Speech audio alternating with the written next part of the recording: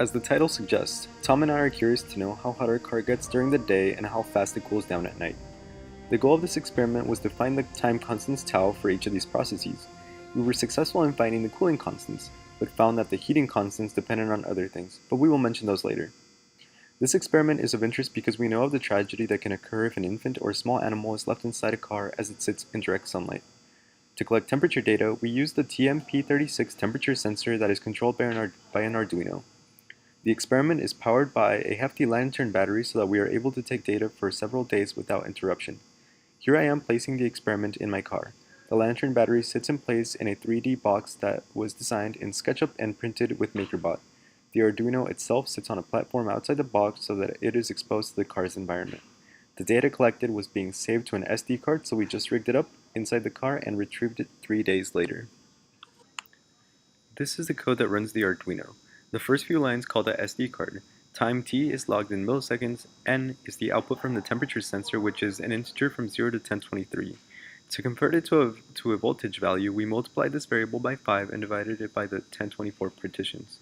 To convert this to temperature in degrees Celsius, we subtracted 0.5 from the voltage and multiplied it by 100. This conversion was found on the TMP36 datasheet on adafruit.com. Lastly, this code has a 30-second delay, which makes the Arduino record data in 30-second intervals. This last command is at the bottom and not displayed.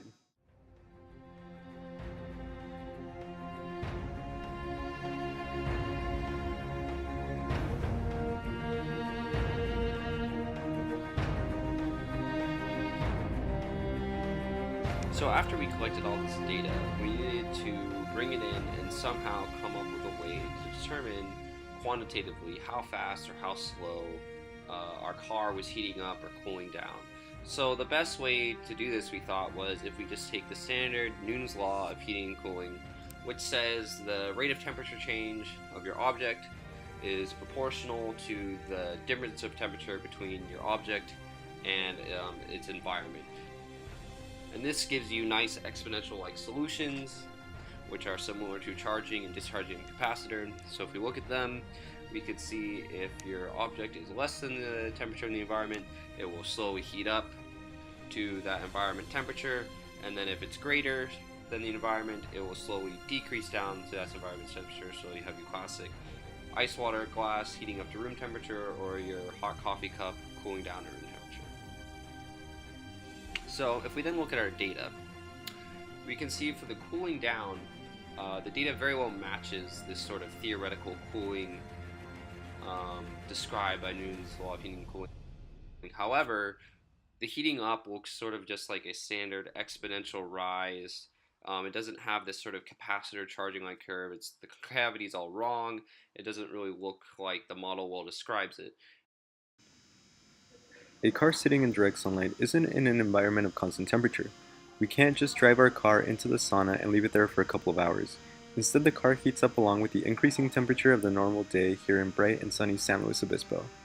Also, the mechanism by which it heats up is through the greenhouse effect. Sun strikes the interior of the car, and this incident energy is re-emitted as infrared light, which is then reabsorbed by moisture inside the car. Newton's law of cooling primarily works with convection and conduction, so the combination of these two factors is the reason, or I should say the suspected reason, why we don't see the theoretical concave down exponential function. This is where the k constant comes into play. Even though we don't truly know what it represents, because there are so many variables at play, we think that it is the rate at which the car heats up given the fact that it is in an environment that also heats up. On the other hand, the cooling curves are better described by Newton's law because it so happens that on the nights that we took data, the temperature from sunset to sunrise varied by no more than 3 degrees, which means two things. One, our car is cooled by a constant temperature cool bath, and two, San Luis Obispo really is paradise on Earth.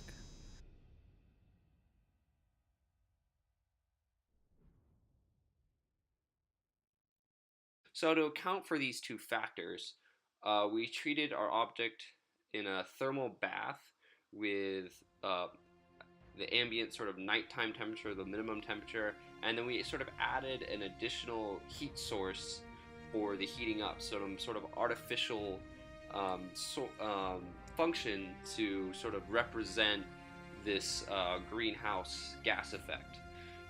for this artificial function, we assumed that it was just proportional to the temperature. So if we look at Newton's heating law of cooling in terms of just the heat, we basically assume that the rate of heat coming in uh, basically from this greenhouse gas effect is just proportional to the temperature of the car. And if you go through the math, replacing using the standard definition of heat capacity, we come to a new differential equation governing the heating up of the car, which just has some different constants out in front. And instead of having this exponential decay model, we're getting just standard exponential growth. We then fit this model to our data for the heating up, and for the most part, for 2 of the days, it did a very good job. Just qualitatively, if you look at the graphs, it looks like the fits are decent. However, for the third day, there's this weird kink in the graph. We don't know if that was from just shade covering the car at some point, which sort of decreased the amount of basically sunlight hitting the car and decreased the effect of the greenhouse gas, or if the model overall just isn't very good and that these kinks are more common and there's something we're missing. We don't really know. We could calculate this k minus 1 over tau, which gives us sort of a basic understanding of how fast the car is heating up relatively to sort of how it's also releasing heat. For the cooling down results, the fits are much better, mainly because we're now just fitting to standard Newton's law of cooling, just standard exponential decay. And for the first day, since something got disconnected, we don't have as much data as compared to the other days. However, the fit was overall still very good, so we felt that it was worthwhile to put it in so we could say something about the first day and have 3 days of data. So with this, we were able to, with using MATLAB's fit, get the time constants for the data.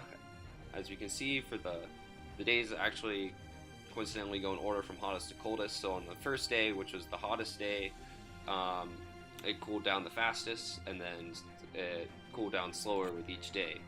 And then once we went back from our other results and calculated the K values, which sort of represent how quickly the car is heating up, we found out that on the hot days, it was heating up the fastest and cooling down the fastest, and on the colder days, it was heating up the slowest and cooling down the slowest, which is, I don't know, I sort of expected them to heat up and cool down, maybe they heat up faster but cool down at the same rate, so it's a little interesting how this works out.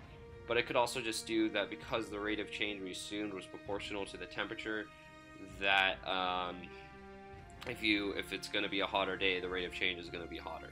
So that sort of makes sense. But overall, these gave us decent results of quantitative values of how fast or how slow our car was heating up.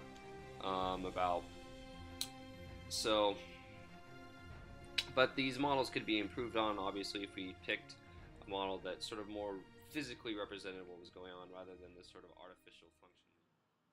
And that's our project. So as you saw, doing the cool down is actually pretty simple. Just it follows Newton's law of cooling. We have kind of a constant thermal bath at night. But during the daytime, in the heat up process, it's not very constant. Here on planet Earth, we have that little thing called weather, and it just doesn't really work out for us having that same heat up process every single time. Also, the mechanism by which it was heating was the greenhouse gas effect, so we weren't really doing the whole convection thing. Those were the difficulties that we faced, but here Tom, he kind of rigged up a little formula for us to use. Yeah, so the model we picked overall decently described the heating up. If we wanted to produce a better model, we need to take something that more accurately took into account the physical mechanism of the greenhouse gas effect and the non-constant temperatures outside. It also couldn't handle the transitioning from heating up to cooling down. So overall, we could in the future use a better model to better accurately describe our data. But in the end, we were still able to get overall good results of the heating up of our car and the cooling down. Yep, that's it. Thanks for watching.